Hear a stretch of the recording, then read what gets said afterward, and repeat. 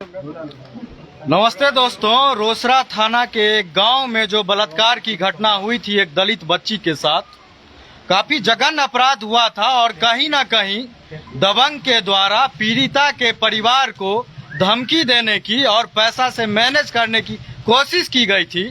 लेकिन बहुत सारे आम जनों के सम्मिलित प्रयास से आवाज उठाने की वजह से केस दर्ज हुई थी और कहीं ना कहीं पीड़िता को न्याय दिलाने में एक सराहनीय कदम उठाई गई थी। लेकिन आज 4 से 5 दिन बीत गया है और आरोपी की गिरफ्तारी नहीं हुई।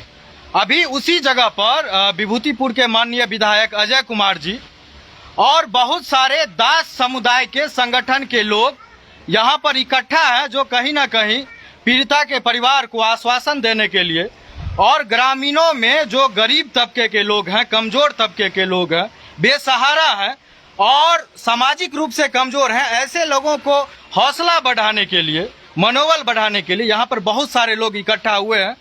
और कहीं ना कहीं अजय कुमार जी के द्वारा रोसड़ा डीएसपी साहब को, समस्तीपुर एसपी साहब को अभी फोन करके इस केस के बारे में और आरोपी पे कठोर से कठोर कार्रवाई करने के विषय में फोन पर बात की गई है, जिन पर इनको आश्वासन दिया गया है। इनसे बात करते हैं और समझते हैं कि इस केस में आगे किस तरह से इन लोगों के द्वारा मदद पहुंचाई जाएगी। इस केस में सीधी बात है, जघन्य अपराध है और दलित बच्ची के साथ बलात्कार की घटना हो और पुलिस 7 दिन तक बैठी रहे, ये कतई बर्दाश्त नहीं किया जा सकता। जी जी। और इसीलिए जी यहाँ पर जो दबंगों की दबंगई इतनी है, जी। आने से दिखाई पड़ता है कि लोगों में दहशत है। जी। लोग सहमे हुए हैं, लोगों को डर है कि आगे कोई घटना घट सकती है। जी। और इसीलिए उस दहशत को तोड़ने के लिए जी। हमने सबसे कहा है कि इज्जत अगर नहीं बचेगी तो कुछ नहीं बचेगा। जी। और इज्जत जब चली गई तो इस तरह की जिंदगी जीने से क्या मतलब है। जी। इसलिए प्रतिकार कीजिए, प्रतिरोध करें। जी। हम डीएसपी रोसड़ा और एसपी समस्तीपुर से मैं बात किया और फौरन कार्रवाई की। हमने कहा कि आप इस पर कार्रवाई कीजिए। जी। और कार्रवाई नहीं होगी तो ये सवाल सिर्फ यहीं नहीं रुकेगा। जी। सड़क पर अभी जनवादी महिला समिति ने ऐलान किया कि 12 तारीख को समस्तीपुर में इस घटना को लेकर के प्रदर्शन होगा। जी। और इस घटना को लेकर के और भी आगे प्रदर्शन होंगे। जी। और आखिरी में मैं बता देता हूँ कि जो आगे विंटर सेशन आने वाला है, जाड़े का जो सर्दी सेशन होता है विधानसभा का, उस सत्र में मजबूती के साथ विपक्ष की तमाम पार्टियों को लेकर के हम उठाएंगे और कार्रवाई निश्चित होगी। मैं मांग करता हूं सरकार से कि इस पर अविलंब कार्रवाई कीजिए, एसपीडी ट्रायल कीजिए, एसपीडी ट्रायल कीजिए और इस के तहत जो मुकदमा दर्ज होता है, जो हाईएस्ट इसमें सजा होती है, जो अभी सरकार ने दिल्ली की घटना पर बनाया है, उस सजा की हम मांग करते हैं। सर, 21वीं सदी चल रही है, 5G आ गया, लेकिन कहीं ना कहीं अभी भी सामंतवादी जमींदारी वाली सोच है। और अभी आप बोल रहे थे कि यहाँ पे बहुत सारे लोग थे जो घर से डर से नहीं निकल रहे थे, बहुत देर बैठने के बाद लोग इकट्ठा हुए। आपको क्या लगता है कि किस वजह से आज भी इस तरह से लोग जी रहे हैं? देखिए, सामंतवाद की जड़ बहुत मजबूत है और बिहार के अंदर जो सरकार बनी हुई है वो सामंतों की पोषक सरकार है जी। जो इसमें मंत्री हैं, संतरी हैं जी। आप उनके चेहरे को उलट करके देखिए, उनके रसूख को देखिए, तो आप जिसकी ताकत पर सरकार रहेगी उसको आप कैसे खत्म कर सकते हैं। जी।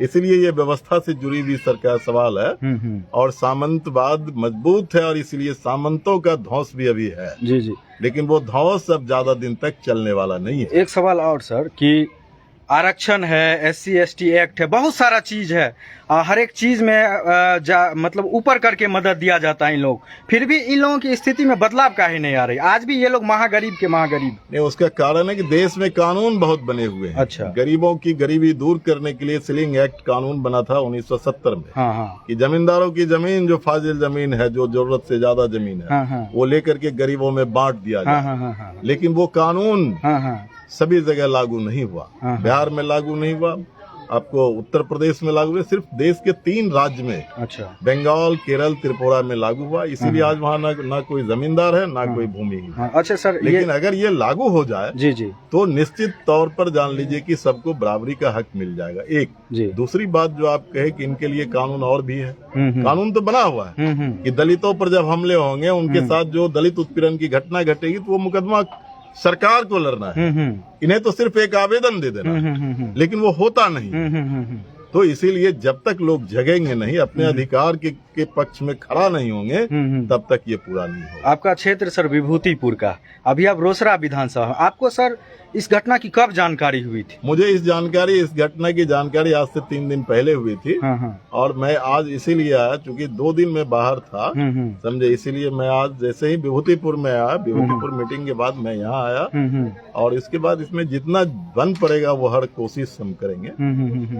अच्छा सर, ये जो गांव है ये थाना कह सकते हैं या डीएसपी साहब के ऑफिस के बगल में, फिर भी सर आरोपी भाग गया, पूरा समय मिला, क्या लगता है आपको सर? ये गांव जो है ना, इस गांव का जो है ना रोसड़ा के ऊपर एक बड़ा दबदबा है। अच्छा। और मुझे कहने में कोई हिचक नहीं, इस गांव में जो सामंत लोग हैं उनका रसूख बहुत ऊंचा है और सरकार तक उसकी पहुंच है, समझे। इसीलिए मैं कह रहा हूं कि उस सरकार के माध्यम से निश्चित तौर पर प्रशासन को एक तरीके से शिथिल करने का काम किया गया होगा। नहीं तो ये कैसे हो सकता है कि डीएसपी और एसडीओ के डेरा से 50 कितना ज्यादा 50 मीटर तो नहीं, लेकिन लगभग 1.5 किलोमीटर की दूरी है। बिल्कुल। थाना से 2 किलोमीटर की दूरी है। बिल्कुल। और अभी तक कोई कार्रवाई नहीं हुआ। बिल्कुल। जब सरकार चाहती है, पुलिस चाहती है, तब वो साहबुद्दीन जेल चला जाता है। सरकार चाहती है तो बड़े बड़े जो है बाहुबली जेल चले जाते हैं। सरकार चाहती है तो अनंत सिंह जेल चले जाते हैं। बिल्कुल। उससे तो इसका बहुत कद ऊंचा नहीं है।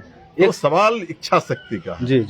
इच्छा शक्ति का अभाव है। जी। और इसी कारण से जो है यहाँ पर कार्रवाई नहीं हुआ। एक अंतिम सवाल सर, लड़की का उम्र जो है मात्र 12 साल और जो रेप किया है राजा सिंह वो 50 साल का अधेड़, कहीं ना कहीं मानसिक रूप से, शारीरिक रूप से काफी तकलीफ में, तो ऐसे में सरकार के द्वारा इस नाबालिग बच्ची को किस किस तरह से मदद पहुंचाई जा सकती है? नहीं, इसको देखिए, एक तो ये मामला बनता है, बहुत हीनियस क्राइम किया है, और इस क्राइम में जो सरकार ने कानून बना दिया है, इसमें सजा जो है ना स्पीडी ट्रायल करके अगर ढंग से इसको देखा जाए, जैसे 302 के मुकदमा में एकदम आखिरी सजा है और सबसे जो सजा है वो 302 में है कि आजीवन कारावास, अब तो इसमें है 3 फांसी की सजा। जी। तो इसीलिए सरकार चाहे और हम लोग मांग करेंगे, समाज को भी इसमें मदद करना होगा, ये भी मैं कह रहा हूँ। बिल्कुल। इस समाज को उसके पक्ष में गवाही देना पड़ेगा। जी। उस बच्ची के पक्ष में खड़ा रहना पड़ेगा। जी। और तब जाकर के ये पूरा हो पाए। एक अंतिम सवाल से ये हम बोलना चाह रहे थे कि जिस तरह की घटना हुई और भी अगर मान लीजिए कहीं पे इस तरह की घटना हो रही होगी तो एक विधायक के रूप में, आपका क्षेत्र नहीं, आपसे लोग मदद ले सकते हैं? बिल्कुल ले सकते हैं। किस तरह से? एकदम, वो हमें फोन करें, नंबर बता दीजिए। 9431425195। मैं हर जगह जाता हूँ, माहे सिंगिया जाता हूँ, बिथान जाता हूँ। कई घटना में आपको हसनपुर भी मैं गया, जिले के दूसरे सरायरंजन में गया हूँ कई बार, और भी कई जगह जहाँ आप कहिए, हर जगह तो हम जाते ही रहते हैं। जुल्म और अन्याय के खिलाफ हर जगह जाते रहते हैं। विधायक न हम आज हैं विभूतिपुर के, लेकिन सीपीएम के डिस्ट्रिक्ट सेक्रेटरी तो हम 18 साल रहे, जो पूरे जिला के हम थे। तो उस समय हम जा रहे थे। सही बात। इसलिए जहाँ भी लोग आवाज देंगे मैं वहाँ जाऊंगा, या मेरी कान तक जो बातें आएगी तो वहाँ तक मैं पहुँचूंगा। ये रोसड़ा है और कहीं ना कहीं राज्य स्तर पर रोसड़ा जाना जाता है, लेकिन इतने बड़े क्षेत्र में कहीं ना कहीं 4, 5, 6, 7 दिन में कहीं कोई नेता दिखाई नहीं दिए, और दिखाई दिए तो विभूतिपुर के विधायक जो इस परिवार की अपने स्तर से मदद कर रहे हैं और दूसरे परिवार को भी आश्वासन दे रहे हैं कि आपके साथ अगर इस तरह का कुछ हो रहा है तो हमारे पर्सनल नंबर पे फ़ोन कीजिए, पूरी तरह से सहायता मुहैया करवाई जाएगी। इसके लिए हम पूरे रोसड़ा की तरफ से विभूतिपुर के माननीय विधायक अजय कुमार जी को धन्यवाद देते हैं। यहीं पटना से इस संगठन के कुछ लोग भी आए हुए हैं, इनसे समझते हैं कि इसकी जानकारी कब हुई थी और आप लोगों के द्वारा क्या क्या प्रयास इसमें किया जाएगा। इसमें तो पत्रकार महोदय को मैं धन्यवाद देना चाहता हूँ, इन्होंने इस केस को प्रमुखता से उठाने का काम किया, और उन्हीं का श्रेय है कि आज पूरे बिहार ही नहीं पूरे देश में ये घटना चर्चा का विषय बना हुआ है। 12 साल की लड़की के साथ जिस तरह से विभत्स घटना की गई राजा सिंह के द्वारा, ये rarest of the rare case है। ये जिस तरह से दिल्ली में निर्भया के साथ हुआ था और उसको फांसी की सजा दी गई थी, तो हम संघ के माध्यम से ये मांग करते हैं पुलिस प्रशासन और सरकार से कि rarest of the rare case मानते हुए इस घटना में जो अपराधी है, संलिप्त अपराधी है, उसको भी फांसी की सजा दी जाए। बोले सर कि परिवार जो है वो आर्थिक रूप से कमजोर है, और सामाजिक रूप से और मानसिक रूप से भी कमजोर है, समझ गया हूँ। तो ऐसे ऐसे जो परिवार होते हैं ग्रामीण क्षेत्र में, चूंकि यह रोसड़ा से सटा हुआ जगह है, अब मान लीजिए बिथान प्रखंड है, वहाँ पे इस तरह का चीज होता है, तो आप लोग किस तरह से तत्पर रहते हैं सुविधा या उनको मदद उपलब्ध करवाइएगा?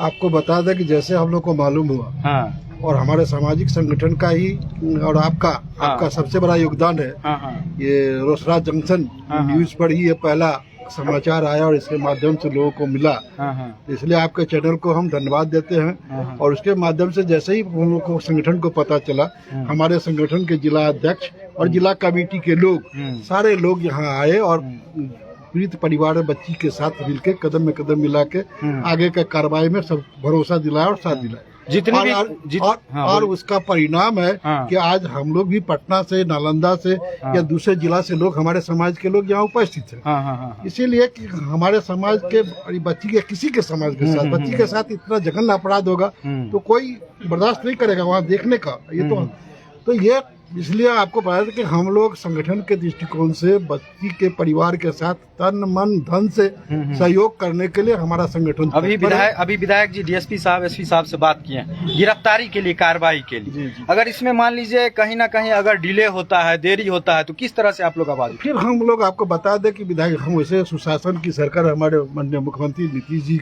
ने, इन्होंने हमेशा कहा है कि न तो हम किसी को बचाते हैं न किसी को फंसाते हैं। तो इस नीति के तहत हम चाहते हैं कि निश्चित रूप से अपराधी जेल जाएगा, उसको भगवान भी नहीं बचा पाएगा, ये हम सिर्फ भरोसा देना चाहते हैं। अगर ये बात नहीं हुई तो माननीय मुख्यमंत्री जी से हम लोग मिलेंगे और इस मामले को उठाएंगे और हम निश्चित रूप से भरोसा, विश्वास दिलाते हैं कि माननीय मुख्यमंत्री जी निश्चित रूप से इसको न्याय दिलाएंगे। ये हम आपके माध्यम से पूरे समाज को, पूरे रोसड़ावासी को भरोसा दिलाते हैं। निश्चित रूप से अगर इस अपराधी पर कार्रवाई होगी, जो कहीं ना कहीं एक धौंस रखता है कि हम पावरफुल हैं, गुंडा हैं, पैसा वाला है, पैरवी वाला है, अगर इस केस में कार्रवाई होती है तो निश्चित रूप से इस पीड़ित के परिवार जैसे और जो परिवार हैं उनको हौसला मिलेगा।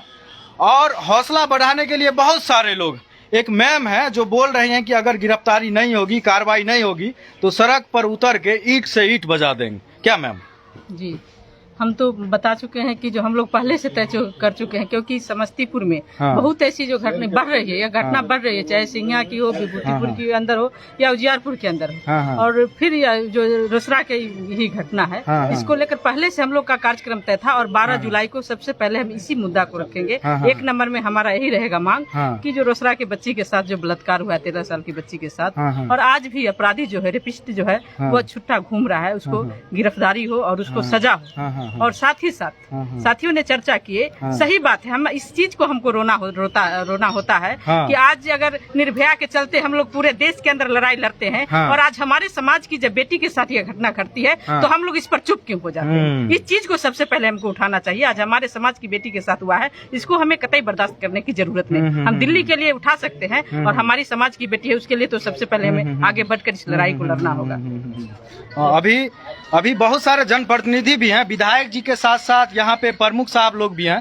सरायरंजन की प्रमुख साहिबा है यहाँ पे। क्या कहना है मैम इस घटना पे? कितना आप लोग स्तब्ध और दुखी हुई थी इस घटना को सुन? जी, घटना तो बहुत ही दुर्भाग्यपूर्ण है, क्योंकि यह एक रोसड़ा की बेटी की बात नहीं है, क्योंकि यह पूरे भारत देश की बेटी की बात है। आए दिन आपकी यह खबर सुनते रहते हैं, किसी के साथ कोई बच्ची के साथ या किसी के साथ इस तरह की घटना होती है, तो यह बहुत ही निंदनीय घटना है।